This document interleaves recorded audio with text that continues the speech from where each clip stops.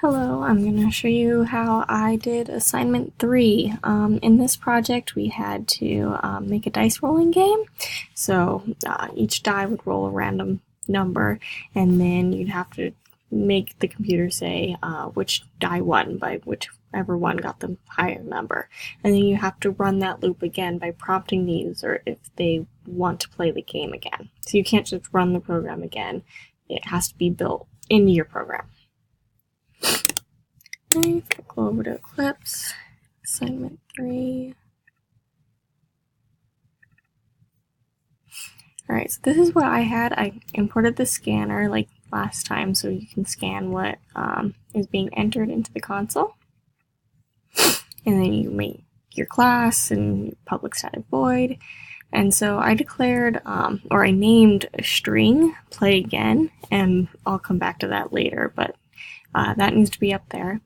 And then I made an integer, called amount, and then I had it print dice rolling game, and to play you need to enter 1. And so then the scanner scans what the user inputted, and I have this loop down here, do, or I guess it's a string loop, I'm not really sure. So if the amount equals 1, then this all is executed. So the dice, math.random, it makes the dice, or it chooses a random number between 1 and 6.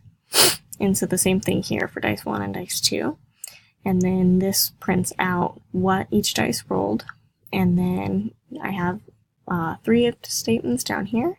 So if dice 1 had a bigger number than dice 2, then it would print out dice 1 wins. If dice 1 had a smaller number than dice 2, then dice 2 wins. And if they're equal to each other, it's a tie. And then now it's time to print out and prompt the user if they would like to play again. And so I have yes, no. And so if they type yes, and I put capital Y and lowercase y just in case, then it will play the loop again. So play again, this string I declared up here equals whatever the user inputted. And so if it's inputted, then this whole thing runs again. So I'll show you. 1. So I'll enter 1. So it shows me dice 1, got a 6. Put this up a bit so you can see.